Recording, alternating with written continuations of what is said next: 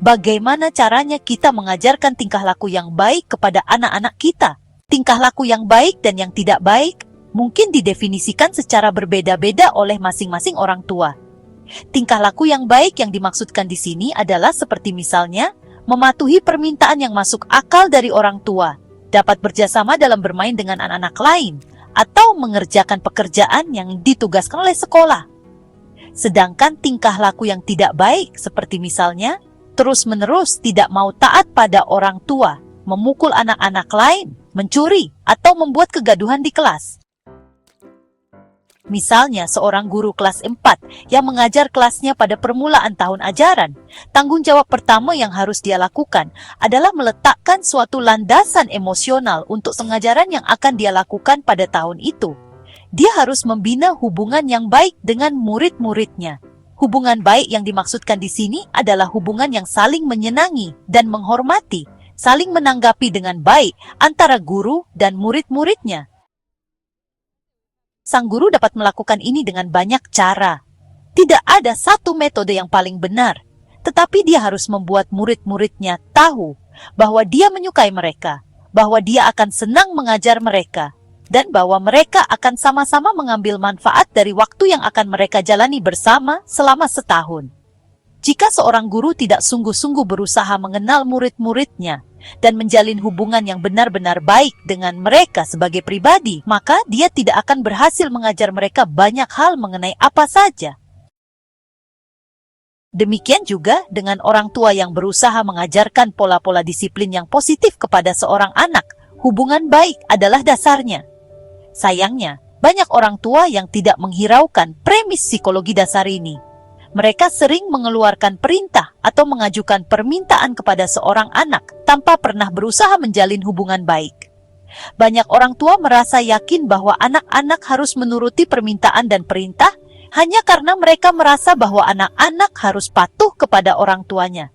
Ini sama dengan seorang guru yang menduga bahwa murid-muridnya akan mau mendengarkan pelajaran sejarah hanya karena guru itu menyuruhnya untuk berbuat demikian. Itu tidak benar. Anak-anak harus merasa senang terhadap gurunya, sehingga anak itu mau melakukan apa yang dikehendaki oleh gurunya. Dan hal itu sama saja entah untuk guru sekolah maupun untuk orang tua yang bertindak sebagai guru. Salah satu keuntungan bagi orang tua, yaitu bahwa anak-anak mereka membutuhkan waktu kurang lebih setahun untuk dapat melewati masa bayi dan mulai merangkak atau berjalan. Masalah disiplin biasanya belum timbul sebelum anak itu berumur 18 bulan hingga 3 tahun, yaitu masa toddler. Berarti orang tua mendatangkan waktu selama setahun penuh untuk menjalin hubungan baik ketika anak itu masih bayi.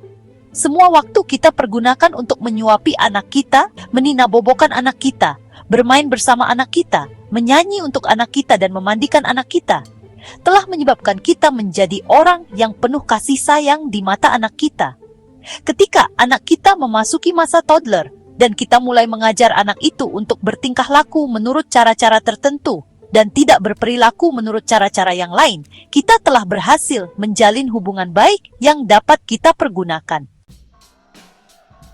Dari masa toddler dan seterusnya, banyak orang tua membuat kesalahan yang serius. Mereka mengabaikan tugas melanjutkan usaha menjalin hubungan yang baik dengan anak-anak mereka. Mereka membatasi diri mereka pada tugas memberitahu anak mereka untuk melakukan ini, atau jangan melakukan itu. Padahal membatasi peranan orang tua pada tugas pemberi perintah sama sekali tidak memperdulikan pentingnya menjalin hubungan baik pada setiap tahap dalam perkembangan anak. Sangatlah penting bagi orang tua untuk meluangkan sebagian dari waktunya semata-mata hanya untuk menikmati kebersamaan dengan anak-anaknya. Dan tidak lebih dari itu. Anak-anak tidak perlu dituntut apa-apa. Tidak ada perintah, permintaan, pelajaran atau ajaran moral yang diberikan. Orang tua dan anak hanya berjalan-jalan bersama, bermain, makan, nonton film, atau TV. Dari masa toddler dan seterusnya, kita perlu membina kembali hubungan baik dengan cara meluangkan sedikit waktu setiap hari atau setiap minggu bersama anak-anak kita.